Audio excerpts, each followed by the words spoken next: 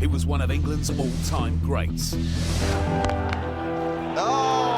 legend amongst sporting giants. Oh, he's got him! Freddie Flintoff! But now Freddie Flintoff has retired. Is it time to dream of the quiet life? That's the hardest thing I've done. Oh no. Now Freddie's getting his kicks across the Atlantic. Oh. Taking on a world of elite sportsmen. Yeah! This is horrendous. I'm not doing it. He's gonna kick your ass! And his own fear. I'm frightened. In a series of challenges that are mad. It was unbelievable! Bad. I don't want to do it. And dangerous to do. It's the best buzz I've ever had. Some things just aren't cricket. This is one of them. My heart is pounding. Welcome to Freddie Flintoff versus the world.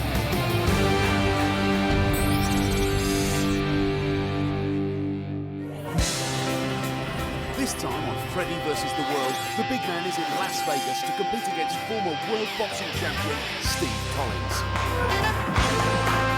They say what happens in Vegas stays in Vegas. That will make for some pretty dull television, so instead we're going to show you everything. We'll follow the boys as they fearlessly take to the air to compete in skydiving bullseye.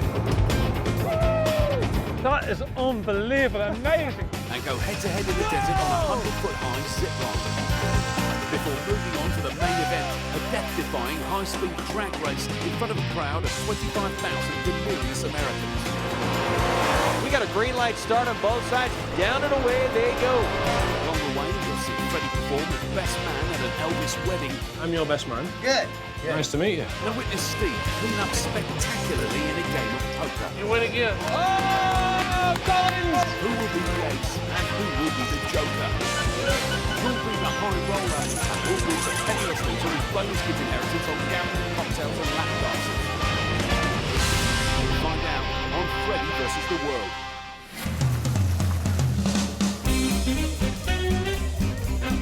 Las Vegas, Sin City, entertainment capital of the world, marriage capital of America, Andre Agassi's birthplace, and for the next week, home to Freddie Flintoff and Irish boxer Steve Collins. With Steve, I'm a boxing fan.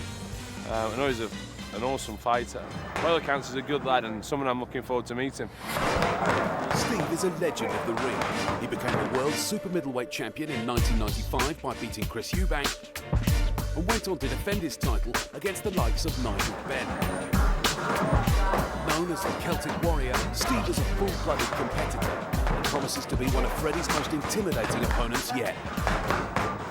If he turns up, that is. At the moment, Freddie's waiting at the Las Vegas drag strip for their first challenge, and Steve is nowhere to be seen. On him. Oh, hi, I'm Fred. Hey, Fred. Nice to meet you, Mike. There is one more of us coming, but he's forgot his passport. So he's getting a bit later today, so how can you go to an airport without your passport? You know, a bit dopey that, isn't it? Let's be honest. Turning up at an airport to have an international flight with no passport. When he does turn up, he'll be practicing for this week's big challenge. Drag racing. Not to be confused with drag queens, these incredible machines can accelerate up to speeds of 100 miles an hour. Of course, there's absolutely no chance of letting the boys clown around in one of these death traps. But they will be strapped into a fearsome machine, delivering an incredibly intense and dangerous burst of adrenaline that will test their reactions like never before. To save them from killing themselves, they'll be tutored by Mike Rice and the man with a spectacular laugh, Bud Fizone.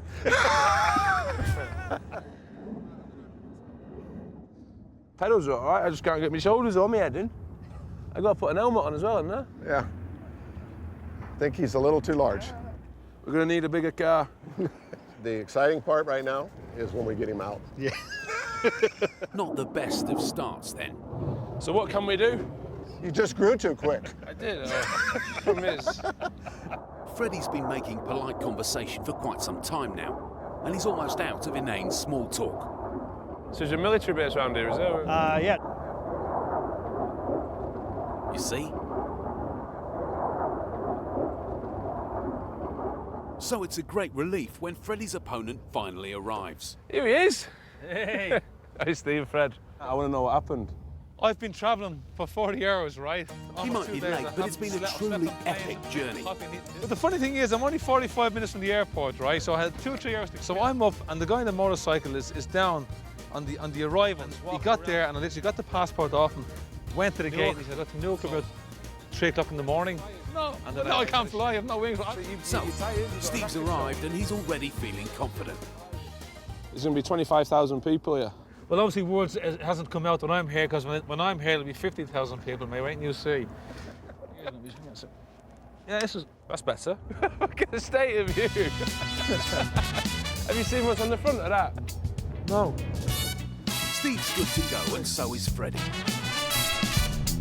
As they finally track down a car that he can fit inside. Oh, here we go. It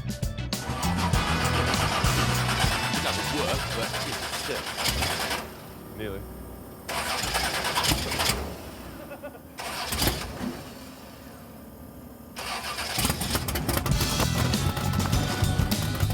They might look very different, but apparently the 2 cars travel at exactly the same speed. I just don't see how that can be as fast as that, though, looking at them. Oh, it's not. It's not. No. OK, fine. But Bud and the team are going to fiddle with the turbo diffie, throw in an extra piece of horsepower or 2 and change all the spark plugs or something until the cars travel at exactly the same speed. The last time Steve was in town, he was fighting Chris Eubank for the world title. Apparently, that wasn't his most memorable Vegas encounter. I was here, it was 89, right? When I was actually fighting in Vegas, and I walked up to Caesar's Palace. Honest to God, I looked over in the corner, and Elvis was sitting in the corner, right? But I didn't want to go over and you know, interfere with him, so I just raised my glass and gave him a little glass, and he just gave me a little salute. And He died in '77. Oh, no, that's what he said. No, he's You reckon he's alive in kicking? I saw him in '89, yeah. He had like a shell suit on, so it was different. A Kappa shell suit? People don't believe me that he is alive. I mean, you do. Yeah, I bought into it straight away. Yeah. It was quite the revelation, and we'd love to have pressed Steve for further details. But the boys will soon be racing frighteningly unpredictable cars in front of 25,000 people. So it's time for them to get trackside.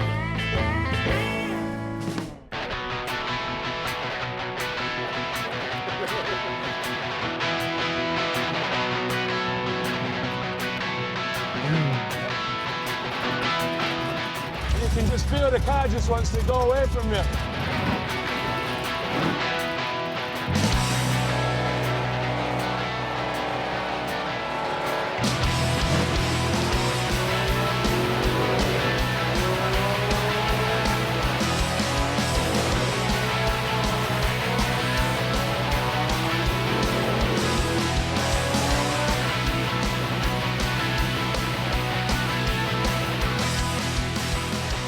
Oh, that was good.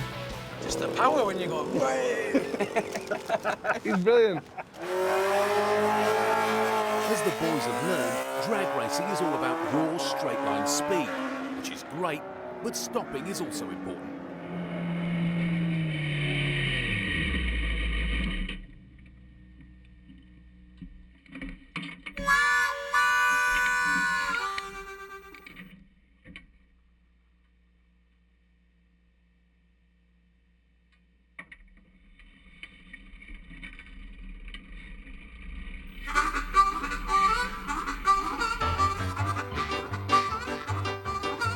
Steve is eventually towed back to the start line.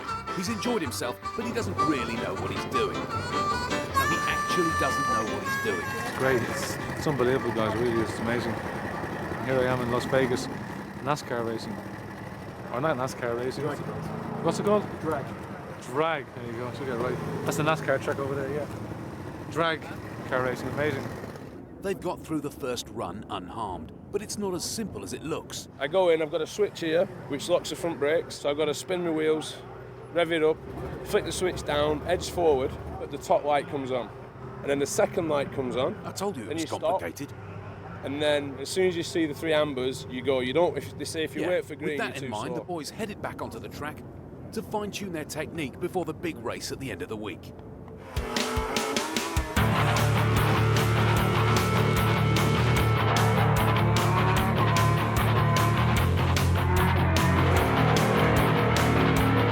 I enjoyed this. This was good fun.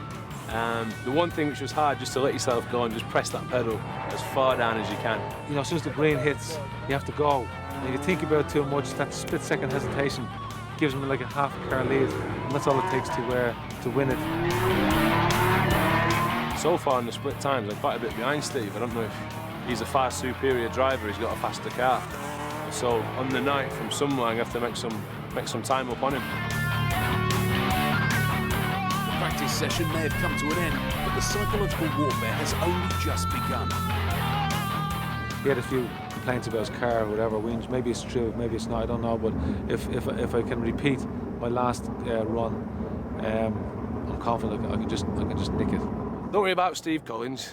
Probably rabbiting on, shouting across. I'm just going to put my foot on the accelerator and do that quarter mile as fast as I can, and hopefully it'll be a couple of tenths a second quicker than him. They were well matched, absolutely well matched. Only one man coming in. Freddie Flintoff is in Nevada. I'm in Las Vegas! OK, Freddie is in Las Vegas. After gambling and prostitution, Vegas is perhaps most famous for its Elvis-style weddings. So while Steve retreated to his hotel room for some much-needed sleep, we took lifelong Elvis fan Freddie along to the Las Vegas chapel and arranged for him to gate-crash a wedding. I'm about to be the best man to a wedding of two people I have never met in my life. I don't know who they are, I don't know where they've come from, I don't know anything about them, but I'm going to stand there, I'm going to give the rings out, I'm going to make a best man speech, I'm going to act as if these are my best friends. But I'll be honest with you, this is living the dream. I wanted to marry my wife in an Elvis chapel, but she wouldn't have it. So the next best thing is to be the best man at one.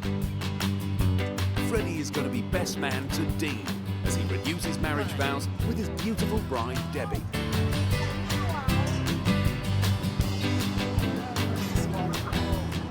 This is possibly one of the most random things I've ever done in my life. Is it all right, sideburns in? The ceremony will be conducted by another man in an Elvis costume. Only this one will be playing the king with a stutter. Nice to meet you, I'm Fred. I'm Elvis. Nice to meet you, Elvis. Nice to meet you. You're my future. And you must be Dean. I'm Dean. I'm your best man. Good. Nice to meet you.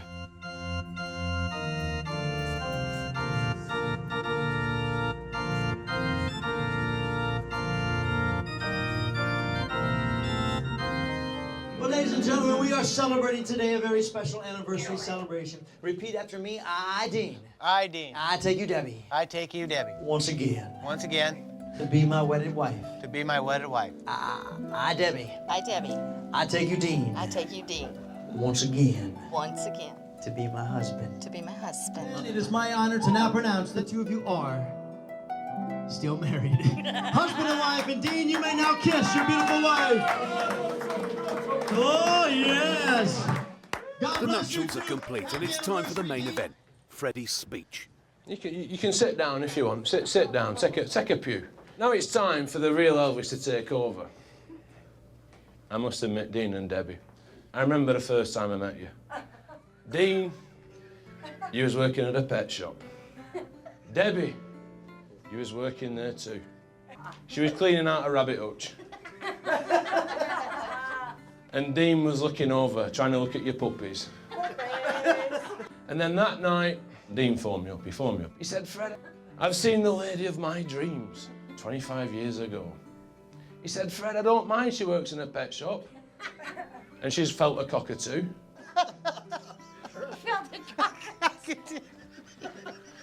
Debbie, I've seen you over the years, but today you look spectacular. Thank you. And I just can't help believing you'll be together forever. Well, ladies and gentlemen, please put your hands together for Debbie and Dean. Oh, yes. Thank you. Thank you very much. Thank you. Man, that was great. We should get in the Cadillac and drive it off. Let's get out of here.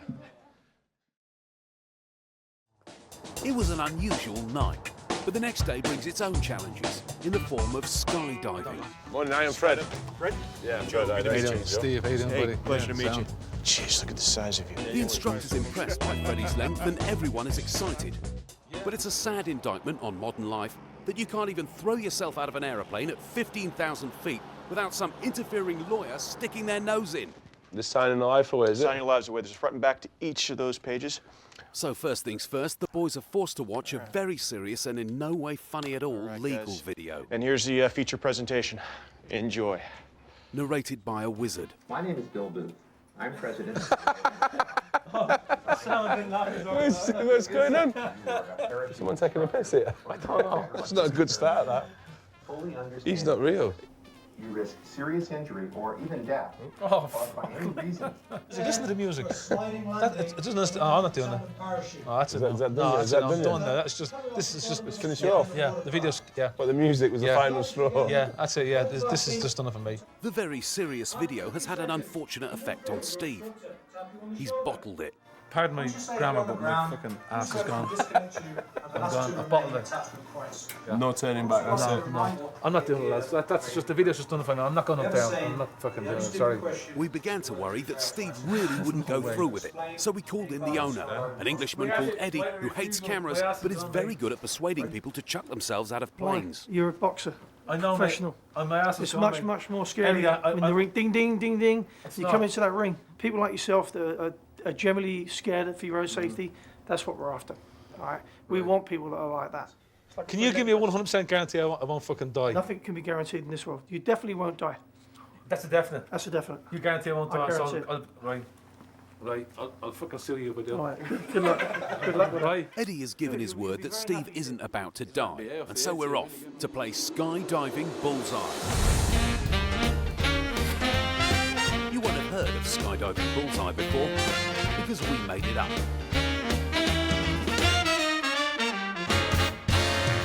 Each of the boys will be given a bag of flour.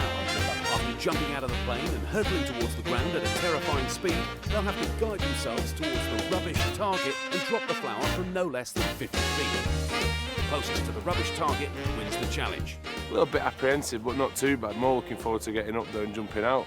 I think Steve's struggling a little bit. I've now made a decision, and my adrenaline's right up. I haven't felt this way in over 10 years. I feel like I'm getting in for the fight. I'm really pumped up. I feel like I'm ready to go. I reckon his pride will take over, but I think for the next 5 minutes I'm going to avoid him because he's getting a bit punchy. You know, he's rattled and he's going. I think he just wants to hit someone, and hopefully it's not going to be me. I've made a switch now. I haven't done it for a long time. I'm going to go now. I'm ready to rumble now.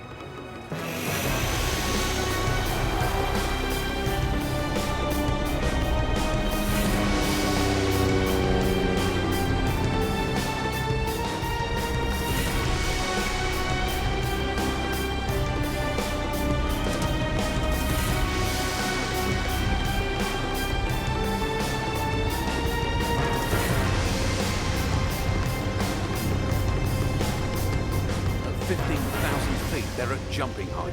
Here we go. Freddie's up first.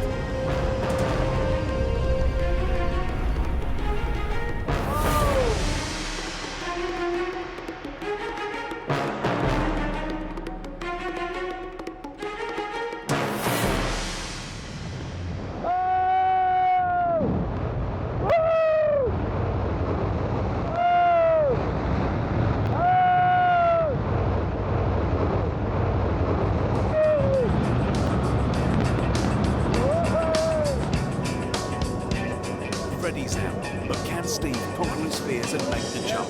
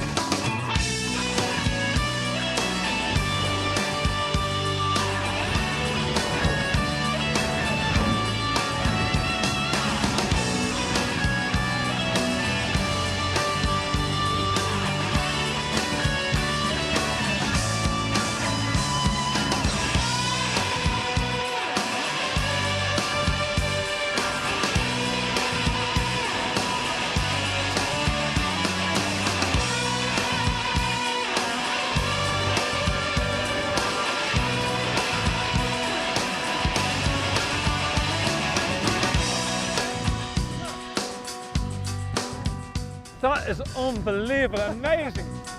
Amazing. Great job. Amazing.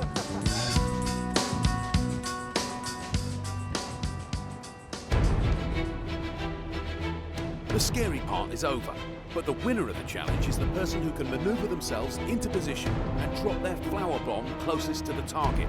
They've only got one chance and they have to make it count. Freddie is the first to reach the drop zone.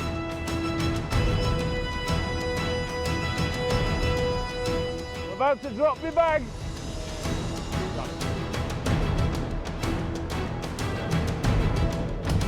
Freddie's dropped his load within 15 feet of the target. Can Steve better his effort and win skydiving bullseye? The rules do state that the bomb must be dropped from no less than 50 feet, but Steve chooses to ignore this, waiting until he's almost on the ground before he finally drops his bomb.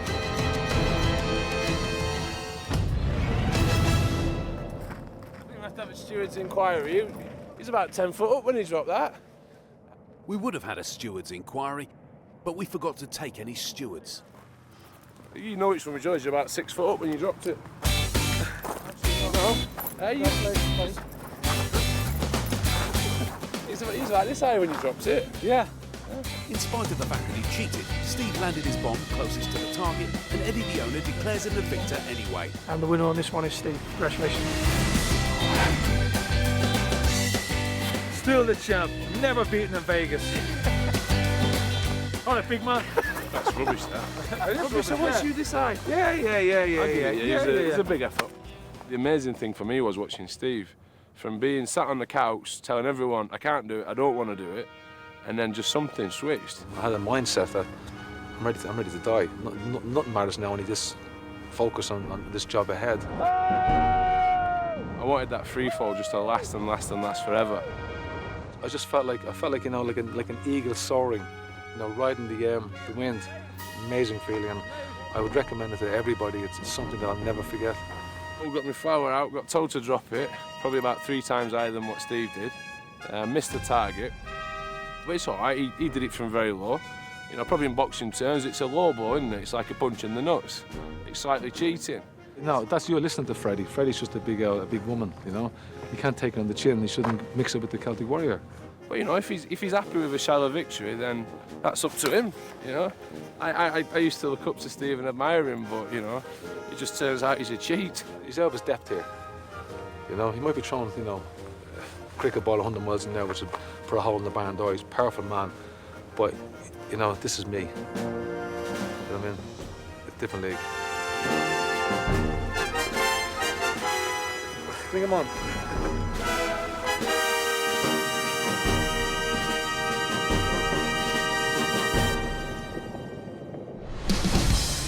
Still to come on Freddie versus the world.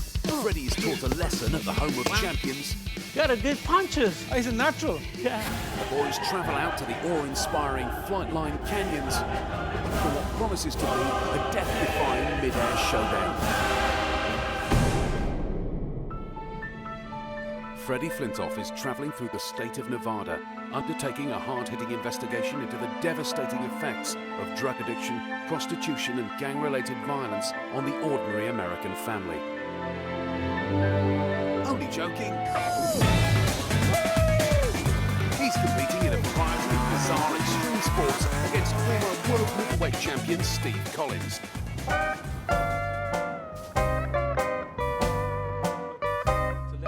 Now, Freddie and Steve are taking time out before their next challenge to visit the glamorous top-ranked gym.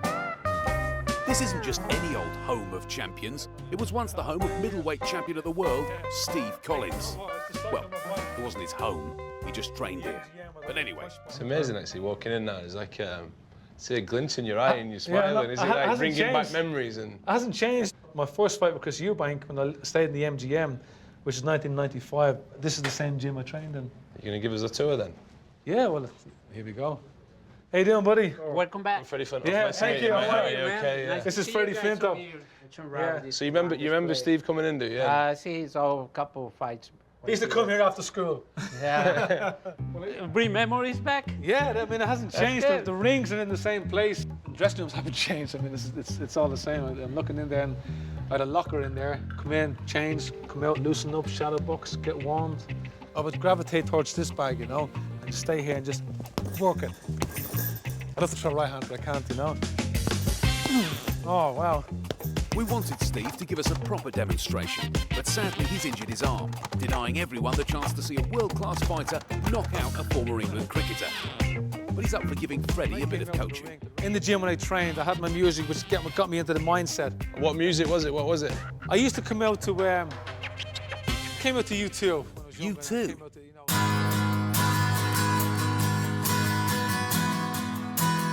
Maybe not. Jab, jab.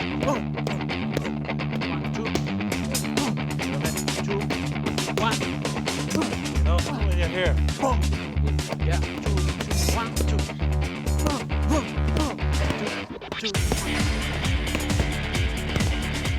Got a good punches. Oh, he's a natural. Yeah. Freddie picked it up quickly and Steve was clearly impressed. Good, actually, he's pretty good. 2-1.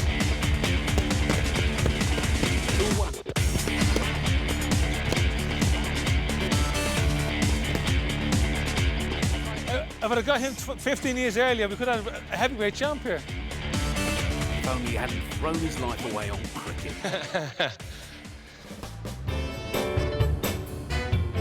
That afternoon, the boys head out of town for their second challenge at the Bootleg Canyon Flightline Centre.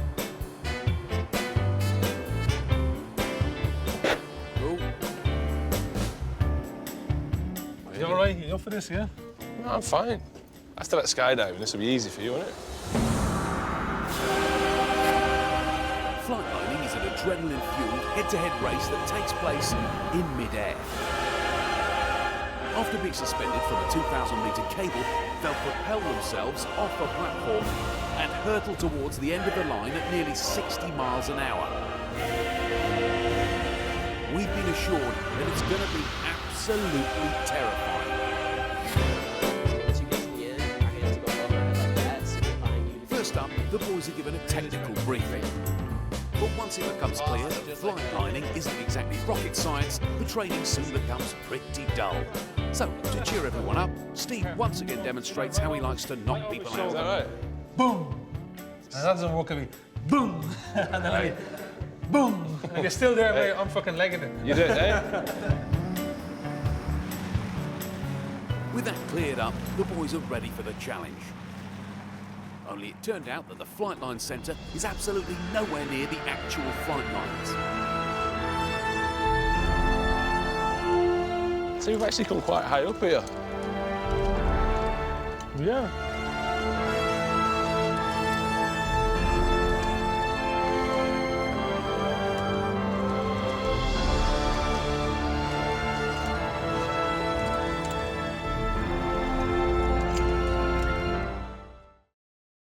There's a famous Irish bar in the corner in Boston. What's that? There's a famous Irish bar in Boston. What's it called? It's on the corner. We never did find out what the name of the Irish bar in Boston is, because after the epic journey, the boys finally arrive and are face to face with the dreaded, fearsome flight lines.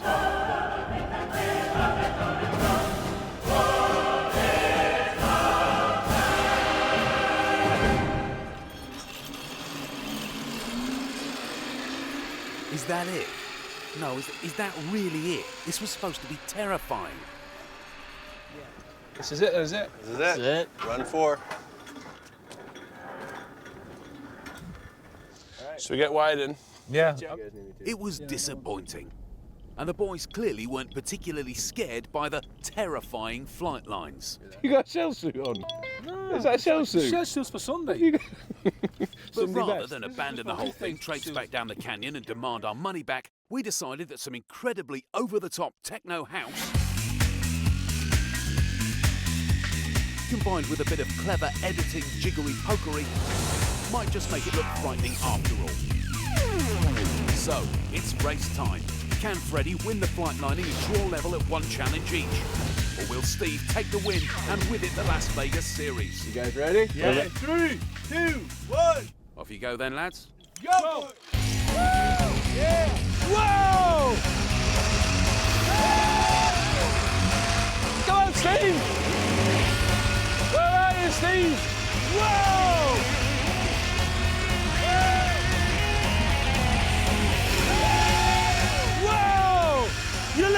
hit the mountains.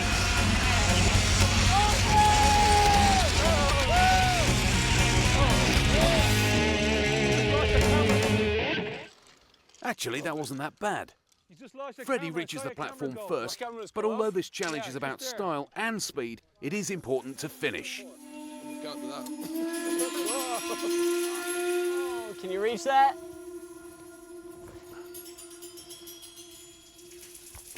Fishing, what have I got? Come on. Of course, a big one. Oh. Now try it. Oh, fucking hell. There we go. Well done, buddy. Awesome. Hey, hang on, don't cut me off yet. I'm 400 feet in. Steve was eventually cut loose, and it was down to the instructor to declare a winner. He might have beat you a little bit with finesse. Who did? Him. Finesse, he didn't finish. Yeah, but Hang on a minute, what was the finesse there? He finished 20 foot away, there was no finesse in that. Hang on, Steve. He was 20 yards away. Simple power. He made it to the end. That's so true, exactly. I'll tell you what, just look, mate, I'll give it to you. I can see it, right? Because I've had him whinging and crying for the last 3 days. Well, I was sucking his thumb like a big baby. Steve's humiliating finish has handed the victory to Freddie, making it 1-1 with just the big drag race to go. Yeah, it's 1-0, he didn't finish. So I managed to claw it back. So everything I'm always on the drag racing. It's not down to skill, it's down to the fact that he's just fat and heavy and travelled. And the wind didn't blow him like it blew against me, you know? But he's going to start now, isn't he? You know what he's like. He was trying to get him in mind. I was chatting to him in the car about how he used to do it to boxers. But it's not happening with me. You know, I'm just going to blank him. I said yesterday, it's not about him. It's about me and my car and going fast and concentrating on what I'm doing. I have to get him. I can't listen to him anymore bragging about, you know, him beating me. You know what I'm saying? Look at him. Put the camera in, look at that. We're in. But it would be wrong to bring the boys all the way to Las Vegas and not let them senselessly gamble some of their hard-earned money away. So they've come along to a $10,000 winner-takes-all charity poker night. It's a celebrity event and the stars have turned out in force. Well, maybe not in force. The boys don't really know what they're doing, but having been given $200 in chips, they gamely hit the tables to chance their arms against the professional players.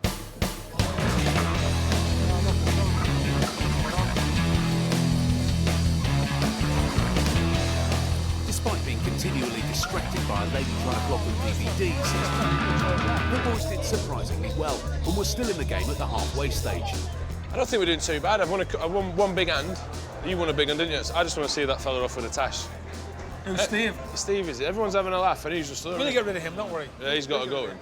So, with the clever take down the miserable man with the moustache tactic in mind, the boys returned to the tables. But it was Freddie who fell first. I reckon I was a bit unlucky there. I had 3 aces and went out. The Celtic warrior was left to battle on alone. But soon he found himself on a winning streak. I can make someone very rich or I can clean someone out. It's up to you.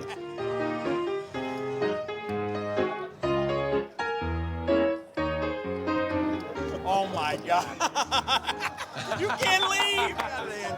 I've been doing this all night, you know. I'm the one-armed bandit. Steve's still in there. I reckon he could be here for the duration. He's got a mountain of chips. I reckon he's going for 10 grand. One by one, Steve picked off the professionals. Even the DVD seller fell to the Celtic warrior. Yeah, she's a pro. She's absolutely gutted. She's come here thinking 10 grand purse, I've got a good chance. And she's just been knocked out by Steve. You got a flush! Oh, my God! Collins! Still, Steve hung on. Despite his slightly reckless approach to poker, Steve kept winning. $4,950. You win again.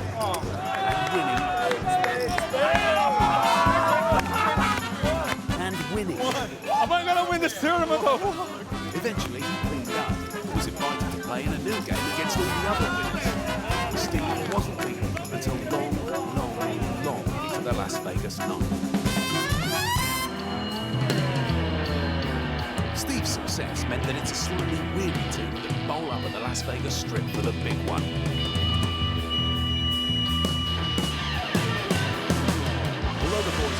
kill themselves in a proper 300-mile-per-hour cars, they will be going head-to-head with highly explosive, highly temperamental machines that can accelerate to over 125 miles per hour in just 3 seconds. The boys have already had a taste of the cars during a practice session. Turned up early to sample the race day atmosphere. They look fast, these ones.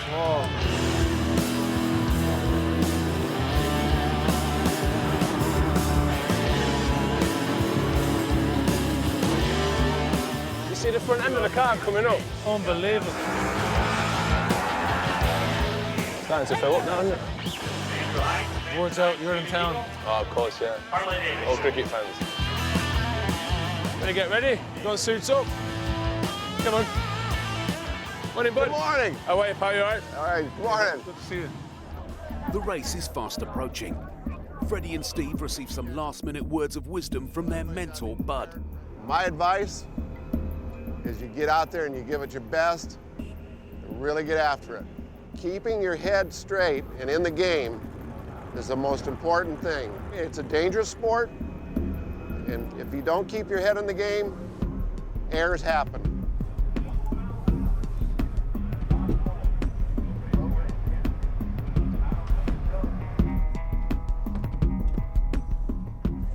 Fucking nervous now. Yeah, I'm a bit nervous. Relax, yeah. It's just, I think it's the competition bit more than anything.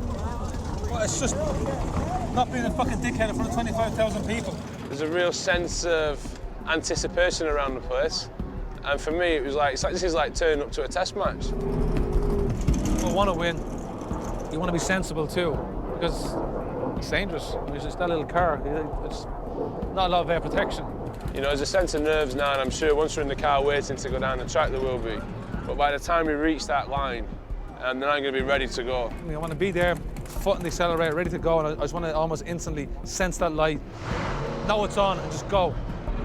The two cars have had their horsepowers diffed up, or something, to ensure that they're evenly matched for speed. The result of the race will be down to the two drivers. Have a good time. Enjoy yourselves. Thank you. All right, big man. Good luck to you, okay? And you. Before it's like waiting to back this, the real competitive side of me started to come out because it's head-to-head. It's who's got the fastest car. And the one thing I've learned from the last one is don't worry about Steve. Just concentrate on the lights and going, and then see where I am at the end of the race. But I would love to win this. There's time for one last bizarre gaffe from Steve. Going the wrong way. Yeah, I'm going backwards. Story of my life. And it's race time. The driver right now behind the wheel of that junior comp car is none other than the former undefeated middleweight and super middleweight boxing champion of the world, Irish Steve Collins, the one they call the Celtic Warrior. Freddie Flintoff, all the way from Preston, England. A professional cricket player where he actually made his name famous over there across the pond, is sitting behind the wheel of the 67 Nova. He's down here trying to get it fired up.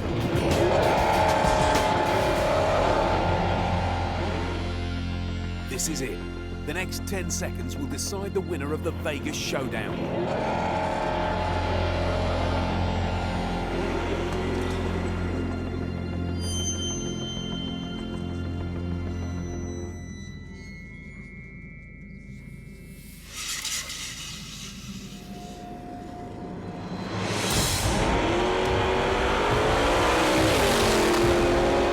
We got a green light start on both sides of the tree. We got a wiggle over the summit side of the racetrack.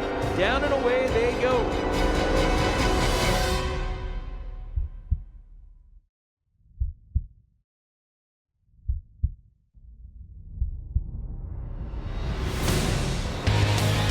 Freddie Flintoff, the Celtic Warrior. It's Flintoff picking up the win.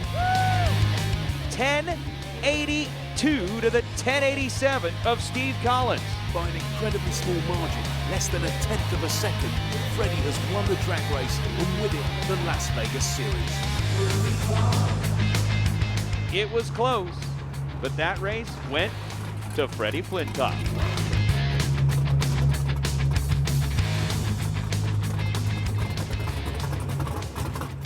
Oh, I don't know.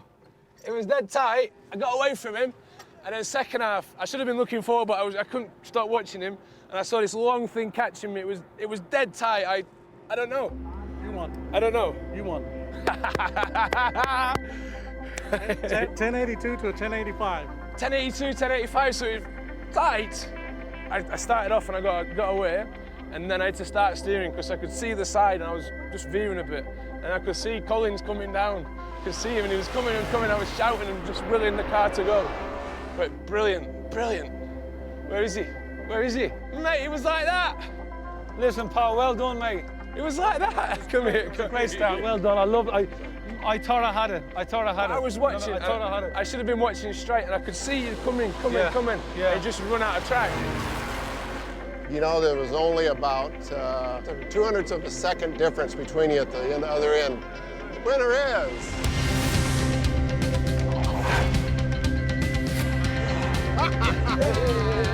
If he lets my hand go, then I can let go.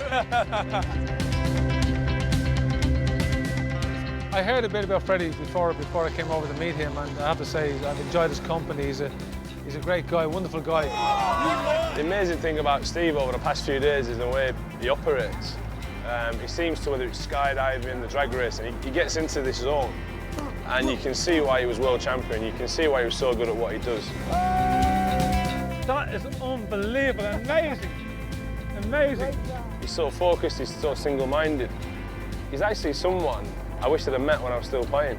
So I think he's the type of bloke you can learn a hell of a lot from. Still the champ, never beaten in Vegas. One thing I will say, he's fearless. You know, if he was a fighter, he definitely has the tools to be a champion, you know? I won the skydiving bombing competition. Whoa! He won the zip lining. So today was like the final match. It was teed up perfectly. And as I said, I was desperate to beat him. But once I got that buzz, you know, the speed, it was amazing. I mean, I actually hit 126 miles an hour, and it's just a great feeling to have, you know? Out of all the challenges, this is the one which I'm the happiest I've won. To beat the Celtic Warrior. And not too many people do that, so I have. He has to win. It's his show. It's his program. It's Freddie's. Freddie owns it. So, you know, you can't have me arrive on the scene and take it away from him and just disappear. Steve's got sour grapes. He's a bitter man, isn't he? I don't think he's used to losing. Good luck to you, Freddie. You're a good guy. But one day I'll get you on an even playing field and I'll sort you out.